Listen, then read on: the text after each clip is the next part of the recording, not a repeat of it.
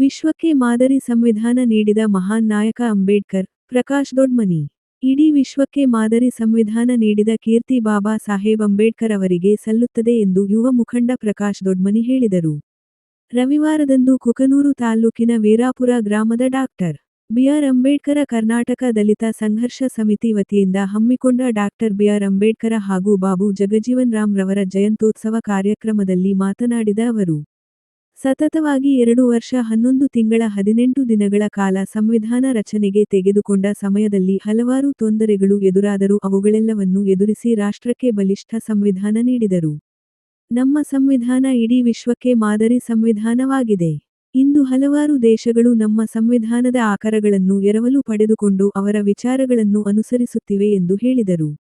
ನಂತರ ಮುಖಂಡ Galeppa M. D. ಮಾತನಾಡಿ ಬಾಬಾ ಸಾಹೇಬ್ ಅಂಬೇಡ್ಕರ್ ರವರು ಕೇವಲ ತಮಗಾಗಿ ಬದುಕದೇ ಎಲ್ಲಾ ಸಮುದಾಯದ ಹಾಗೂ ವಿಶ್ವದ ಒಳಿತಿಗಾಗಿ ತಮ್ಮ ಜೀವನವನ್ನೇ ತ್ಯಾಗ ಮಾಡಿದ ಮಹಾನ್ ನಾಯಕರು ಅವರು, ಅಂತಹವರ ತತ್ವಾದರ್ಶದ ಮಾರ್ಗದಲ್ಲಿ ನಾವೆಲ್ಲರೂ ಸಾಗೋಣ ಎಂದರು. ಅದೇ ರೀತಿಯಾಗಿ ಬಾಬು ಜಗಜೀವನ್ ರಾಮ್ ರವರು ಕೂಡ ಹಸಿರು ಕ್ರಾಂತಿಯ ಹರಿಕಾರರಾಗಿ, ದೇಶದ ಉಪ ಪ್ರಧಾನಿಯಾಗಿ ರಾಷ್ಟ್ರಕ್ಕೆ ಸೇವೆ ಸಲ್ಲಿಸಿದ ಅವರು ಸಮುದಾಯಗಳ ಶ್ರೇಯೋಭಿವೃದ್ಧಿಗಾಗಿ ತಮ್ಮನ್ನೇ ತಾವು ಅರ್ಪಿಸಿಕೊಂಡಿರುವ ಇವರ ಜೀವನ ನಮ್ಮೆಲ್ಲರಿಗೂ ಮಾರ್ಗದರ್ಶನವಾಗಬೇಕು ಎಂದರು. ನಂತರದಲ್ಲಿ ಗ್ರಾಮದ ಮಹಿಳೆಯರು ಕುಂಭ, ಕಳಸದೊಂದಿಗೆ ಗ್ರಾಮದ ಪ್ರಮುಖ ಬೀದಿಗಳಲ್ಲಿ ಅಂಬೇಡ್ಕರ್ ಅವರ ಹಾಗೂ ಬಾಬೂಜಿಯವರ ಭಾವಚಿತ್ರ ಮೆರವಣಿಗೆಯನ್ನು ನಡೆಸಿದರು. ನಂತರ ಅನ್ನ ಸಂತರ್ಪಣಾ ಕಾರ್ಯಕ್ರಮ ಜರುಗಿತು. ಈ ಸಂದರ್ಭದಲ್ಲಿ ಮುಖಂಡರಾದ ದೇವಪ್ಪ ಶಹಾಪುರ, ಯಲ್ಲಪ್ಪ ಹುಲೇಗುಡ್ಡ, ಶರಣಪ್ಪ ದೊಡ್ಮನಿ, ಹನುಮಪ್ಪ ನಡಲುಮನಿ, ಶಾದೇವಪ್ಪ ಕಡೆಮನಿ, ದ್ಯಾಮಪ್ಪ ಹೊಸಮನಿ, ಮಲ್ಲೇಶ್ ದೊಡ್ಡಮನಿ, ಬೀರಪ್ಪ ಕಡೆಮನಿ, ರಾಮಪ್ಪ ಕಡೆಮನಿ, ಈರಪ್ಪ ಸಂಧಿಮನಿ, ಸ್ವಾರೆಪ್ಪ ಕೊಂಡಪ್ಪ, ದುರಗಪ್ಪ ಜೀನಿದ್, ಮೈಲಪ್ಪ ಪೂಜಾರ, ಗಾಳೇಶ ದೊಡ್ಮನಿ, ಗಾಳೆಪ್ಪ ಕೆಳಗಿನಮನಿ, ಯಲ್ಲಪ್ಪ ಆಡೀನ್, ಸುಂಕಪ್ಪ ಜೀನಿದ್ ಸೇರಿದಂತೆ ಇತರರು ಇದ್ದರು. ವರದಿ: ಚೆನ್ನಯ್ಯ ಹಿರೇಮಠ, ಕುಕನೂರು.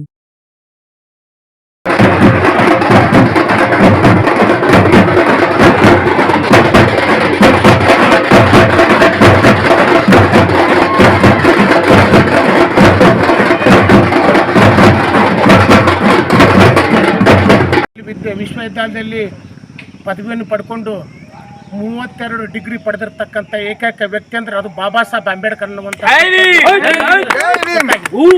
ಹಾಗಾಗಿ ಬಾಬಾ ಸಾಹೇಬ್ ಅಂಬೇಡ್ಕರ್ ಅವರು ಮಾಡಿರ್ತಕ್ಕಂಥ ಸಾಧನೆ ಇನ್ನೂ ವಿಶ್ವಕ್ಕೆ ಚಿರಪರಿಚಿತವಾಗಿರ್ತಕ್ಕಂಥದ್ದು. ಅವರು ಬರೆದಿರ್ತಕ್ಕಂಥ ಸಂವಿಧಾನ ಬರೀ ನಮ್ಮ ರಾಷ್ಟ್ರಕ್ಕೆಲ್ಲ, ಇಡೀ ವಿಶ್ವಕ್ಕೆ ಬೇರೆ ಬೇರೆ ರಾಷ್ಟ್ರಗಳು, ಅನೇಕ ರಾಷ್ಟ್ರಗಳು ಅವ್ರ ಸಂವಿಧಾನ ತೆಗೆದುಕೊಂಡು ಮುಂದುವರಿತಾ ಇದ್ದಾರೆ. ಅಂಥ ರಾಷ್ಟ್ರದಲ್ಲಿ ಬದುಕಿರ್ತಕ್ಕಂಥ ನಮ್ಮ ಭಾರತದಲ್ಲಿ ಬಾಬಾ ಸಾಹೇಬ್ ಹುಟ್ಟಿರ್ತಕ್ಕಂಥದ್ದು ನೋಡಿದರೆ ನಮ್ಮೆಲ್ಲರಿಗೆ ಹೆಮ್ಮೆಯ ವಿಷಯ. ಅಕಸ್ಮಾತ್ ಏನಾದರೂ ಬಾಬಾ ಸಾಹೇಬ್ ಅಂಬೇಡ್ಕರ್ ಅವರು ಹುಟ್ಟಿದೇ ಹೋಗಿತ್ತಂದರೆ ನಮ್ಮ ಪರಿಸ್ಥಿತಿ ಭಾಳ ಹದಗೆಟ್ಟು ಹೋಗ್ತಿತ್ತು.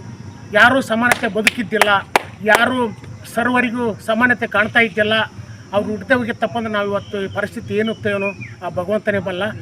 ಇಲ್ಲಿ ನಮ್ಮ ಭಾರತದಲ್ಲಿ ಜನಿಸಿರ್ತಕ್ಕಂಥ ಬಾಬಾ ಸಾಹೇಬ್ ಅಂಬೇಡ್ಕರ್ ಅವರು ನೋಡಿದರೆ ನಮ್ಮೆಲ್ಲರ ಪುಣ್ಯ ಅಂತ ನಾವು ಭಾವಿಸ್ಬೇಕಾಗುತ್ತೆ.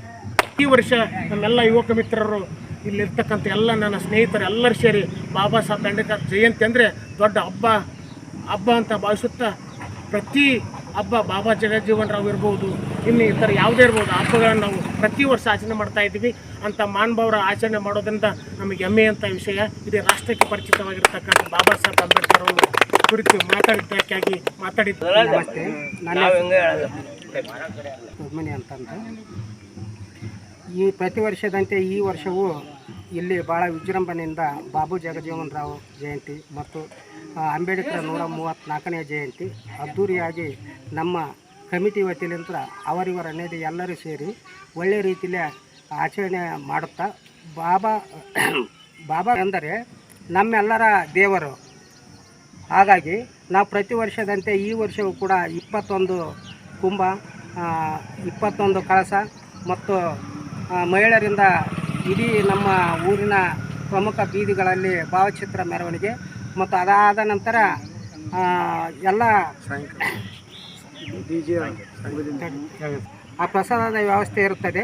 ಪ್ರಸಾದ ಮುಗಿದ ತಕ್ಷಣ ಮತ್ತು 4:04ವರೆಗೆ ನಮ್ಮ ಕಮಿಟಿ ವತಿಯಿಂದ ಕಾರ್ಯಕ್ರಮ ಇರ್ತದೆ. ಶಾಂತಿಯುತವಾಗಿ ಸಹಬಾಳ್ವೆಯಿಂದ ಎಲ್ಲ ಊರಿನ ಗ್ರಾಮಸ್ಥರು ನಾವು ಎಲ್ಲರೂ ಈ ಜಯಂತ್ಯೋತ್ಸವವನ್ನು ಅತಿ ವಿಜೃಂಭಣೆಯಿಂದ ಮಾಡಲು ಇಚ್ಛಿಸುತ್ತೇವೆಂದು ತಮ್ಮಲ್ಲಿ ವಿನಂತಿಸಿಕೊಳ್ಳುತ್ತೇವೆ. ಅದೇ ರೀತಿ ನೀಡಿದಂಥ ನಮ್ಮ ಕಮಿಟಿಯ ಹಿರಿಯರು ಮತ್ತು ಕಿರಿಯರು ಅವರಿವರನ್ನದೇ ಎಲ್ಲ ಬಾಂಧವರೆಲ್ಲರೂ ಈ ಕಾರ್ಯಕ್ರಮವನ್ನು ಅತಿ ಅಚ್ಚುಕಟ್ಟಾಗಿ ಕೊಟ್ಟಿದ್ದಕ್ಕೆ ಎಲ್ಲ ನಮ್ಮ ಸಮಾಜದ ಮುಖಂಡರೆಲ್ಲರಿಗೂ ಧನ್ಯವಾದಗಳನ್ನು ನಮ್ಮ